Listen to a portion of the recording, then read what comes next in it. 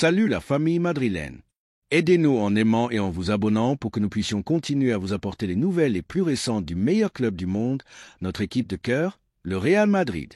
L'imminent transfert de Dan Wixen à Stamford Bridge pour 60 millions d'euros,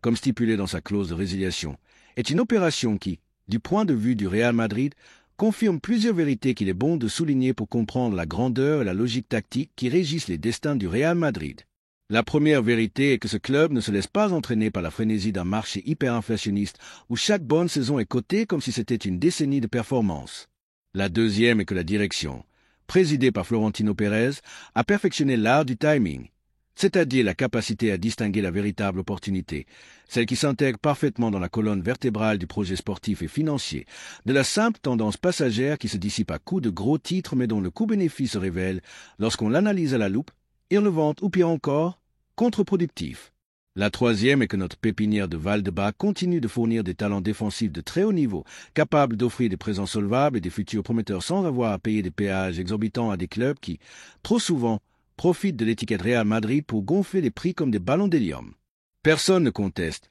bien sûr, la qualité intrinsèque de Wixen, un central élancé, élégant dans la relance, redoutable dans le 1 contre 1, doté d'une lecture du jeu impropre à ses 22 printemps, formé cette saison en Premier League sous les ordres d'un entraîneur aussi méticuleux qu'Andoni Iraola, et même béni par un début et une performance notable en sélection espagnole lors de la récente Ligue des Nations contre les Pays-Bas. Cependant, il est bon de ne pas laisser la fascination médiatique éclipser la froideur de l'analyse. Nous parlons d'un footballeur avec à peine 30 matchs dans l'élite, d'un projet de défenseur qui doit encore affiner son positionnement face à des attaques au rythme continental, s'habituer à l'exigence de gérer ce que nous appelons au Real Madrid les minutes de feu, ces moments où une mauvaise gestion d'un quart d'heure peut vous éliminer d'une Coupe d'Europe et menacer même le plus peint. Et c'est ici que s'imposent les certitudes que possède Valdebebas. La première est que la défense actuelle combine hiérarchie contrastée, Rudiger, Militao et Alaba, champion de la Ligue des champions et leader dans les vestiaires d'élite, avec un fonds de réserve sous-évalué par certains analystes mais qui a répondu à un niveau très élevé chaque fois qu'il a été convoqué.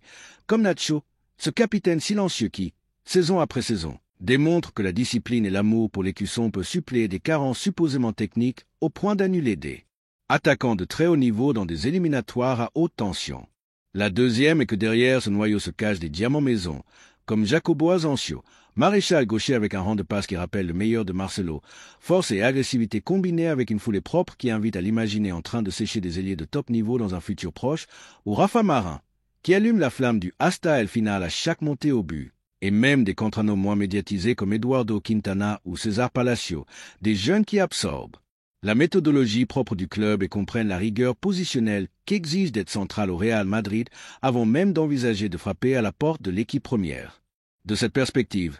quel sens y aurait-il à débourser 60 millions, une somme qui, pour la dimensionner, équivaut à presque un tiers des 200 que Florentino a réservés en son temps pour l'assemblée du nouveau Bernabéu,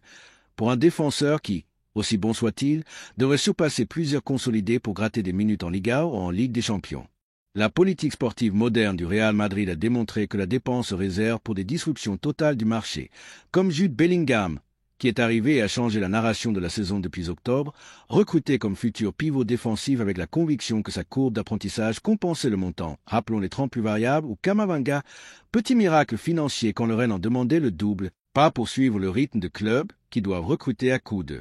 chéquier pour pallier des déséquilibres structurels. Et parlons de déséquilibre, Chelsea, avec sa masse salariale presque infinie et ses problèmes de fair play financier, affronte une restructuration défensive qui transforme Wixen en pièce appétissante, voire indispensable. Son plan passe par rajeunir la défense, injecter du sang neuf à un projet qui s'est enlisé malgré l'irruption de jeunes comme Levi Colwill ou Benoît Badiachil, résoudre l'hémorragie de buts encaissés et le faire avec quelqu'un qui maîtrise la relance propre parce que Mauricio Pochettino exige du jeu construit, depuis l'arrière comme point de départ de son football proactif. Le Real Madrid, en revanche, pourrait destiner ses 60 millions à renforcer le côté droit. On entend avec force l'option d'un latéral champion du monde prêt à assumer la relève de Carvajal, ou bien les garder comme munitions pour la grande inconnue attaquante dont le nom retentit chaque été et dont le dénouement, nous le savons tous, pourrait cristalliser sans débourser et se concrétiser en 2024 si la patience prévaut sur l'impatience. De plus, investir cette somme dans un central déterminerait le futur de pièces qui ont démontré loyauté et solvabilité.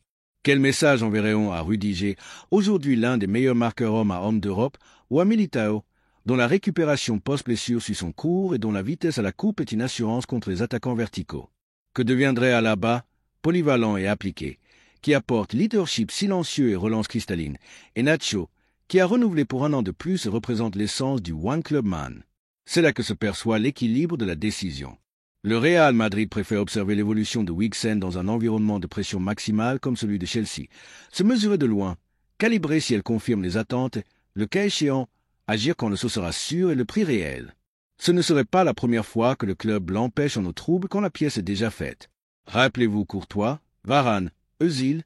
tous recrutés au moment opportun sans offrir un euro de plus à l'intermédiaire. Pour tout cela, je réitère mon opinion favorable à ce que Chelsea affronte le risque. Ce n'est pas un acte de dédain envers le talent du jeune, bien au contraire, mais la constatation que le Real Madrid, depuis la tranquillité que donne le savoir que la maison est en ordre, peut se permettre le véritable luxe dans le football moderne. Dire non.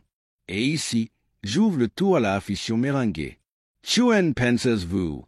compañeros de sentimiento? Que laissons-nous le central espagnol grandir loin pour éviter de payer un surcoût prématuré? N'est-il pas censé de prioriser l'évolution de nos contranos, déjà moulés dans notre philosophie et habitués à la pression médiatique de jouer avec l'écusson que nous vénérons tous? Préférez-vous investir cet argent dans un latéral ou un milieu créatif à impact immédiat? Croyez-vous comme moi que l'actuel doublette Militao-Digé est top 3 mondial et qu'il n'est donc pas urgent de renforcer ce poste? Laissez-nous votre opinion dans les commentaires.